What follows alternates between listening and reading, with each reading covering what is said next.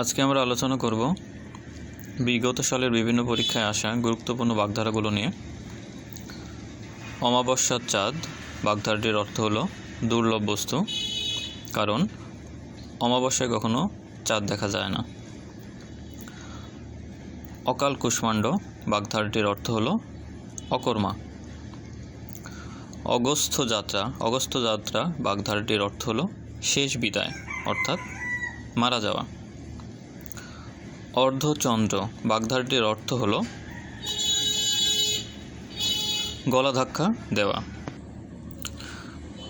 আকাশ কুসুম শব্দের অর্থ বা বাগধারার অর্থ হলো অলীক ভাবনা, অর্থাৎ আকাশ কুসুম যেমন একটা অসম্ভব কল্পনা বা অলীক ভাবনা।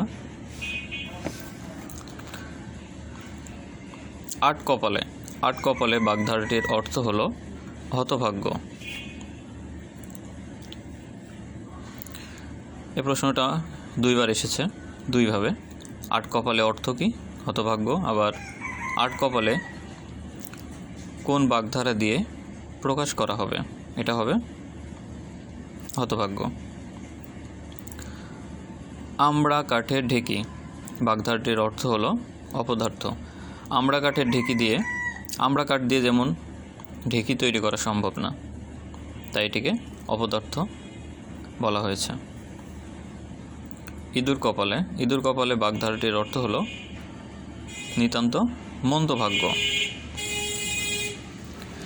ইতর বিশেষ বাগধারাটির অর্থ হলো ভেদাভেদ বা পার্থক্য। ইতর শব্দ কোনটি? অর্থাৎ ইতর বলতে কোন শব্দটিকে বোঝানো হয়েছে? বদমেজাজি। উপরোধে ঢেঁকি গেলা বাগধারাটি সঠিক অর্থ হলো অনুরোধে অনিচ্ছা সত্ত্বেও কিছু করা।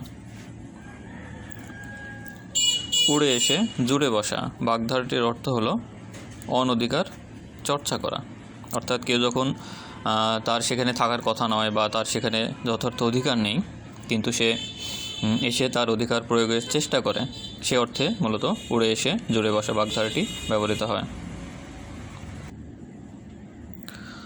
উলু খাগড়া শব্দটির অর্থ হলো গুরুত্বহীন লোক। একাদশে বৃহস্পতি বাগধারাটির অর্থ হলো সৌভাগ্যের বিষয়। কান পাতলা বাগধারাটির অর্থ হলো সহজে বিশ্বাসপ্রবণ বা বিশ্বাসপ্রবণ। কুচবনের কালা চাঁদ বাগধারাটির অর্থ হলো অপদার্থ।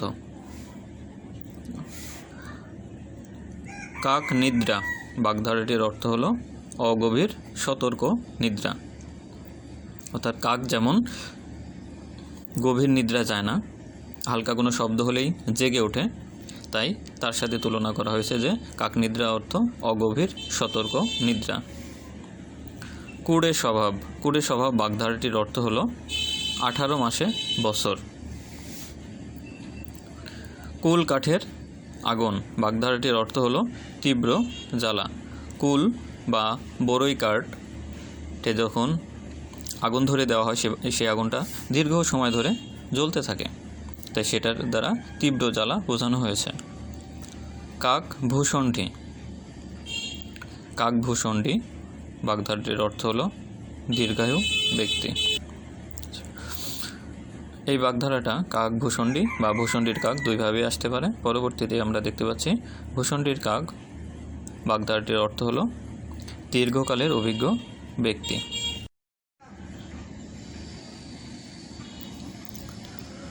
কূপ মণ্ডক বাগধারাটির অর্থ হলো সীমিত জ্ঞানের মানুষ। গাছ পাথর বাগধারাটির অর্থ হলো হিসাব নিকাশ। গুড়ে বালি কথাটির অর্থ হলো আশায় নৈরাশ্য। গোপ খেজুরে বাগধারাটির অর্থ হলো নিতান্ত অলস। গড্ডলিকা প্রবাহ বাগধারাটির অর্থ হলো অন্ধ অনুকরণ। নিচের প্রশ্নে বলা হয়েছে বাগধারা যুগলদের মধ্যে কোন জোড়া সর্বাধিক সমর্থবোধক? উত্তরটি হবে গ। ঘোড়ার ডিম আর কাঁঠালের আমসত্ত্ব। ঘোড়ার যেমন কখনো ডিম হয় না, তেমনি কাঁঠালেরও আমসত্ত্ব হয় না। চাঁদের হাট বাগধারাটির অর্থ হলো প্রিয়জনের সমাগম। এই বাগধারাটি অনেকে ভুল করে থাকেন।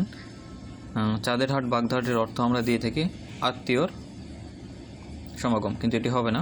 চাঁদের হাট বাগধারাটির অর্থ হবে প্রিয়জন সমাগম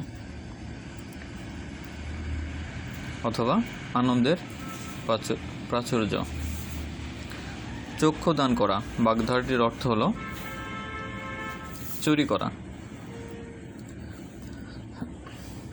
বাবার সামান্য আয়ে সংসার চলে না, সেখানে আমার বিদেশ যাওয়া শখ ছেঁড়া চুলে খোপা বাঁধার মতোই হাস্যকর। এ বাক্যে ছেঁড়া চুলে খোপা বাঁধা এটা দ্বারা বৃথা চেষ্টাকে বোঝানো হয়েছে। ছেঁড়া চুলে কখনোই খোপা বাঁধা সম্ভব নয়। জিলাপির প্যাঁচ কুটিল। ঝাঁকের কই একই দলের লোক। ঠক বাজতে গা উজাড় অর্থাৎ ভালো মানুষের স্বভাব। ঢাকের কাঠি বাগধারাটির অর্থ হলো তোষামোদে। ঢাক ঢাক গুড় গুড় বাগধারাটির অর্থ হলো লুকোচুরি। তামার বিষ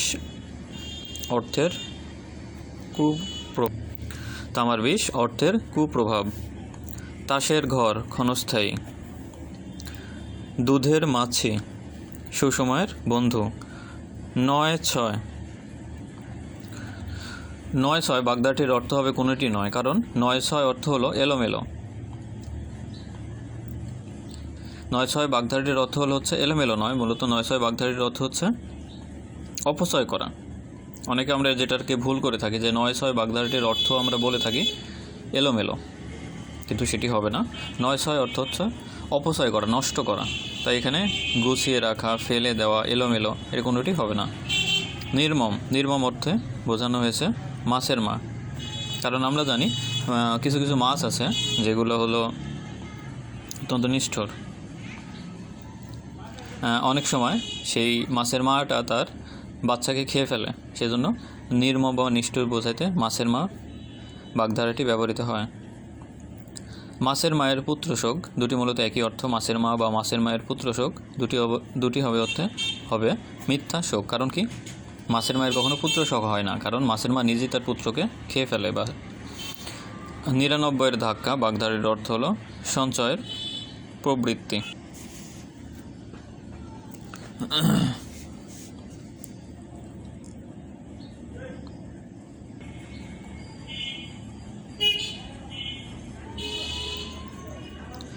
চিরস্থায়ী দুঃখ রাবণের চিতা।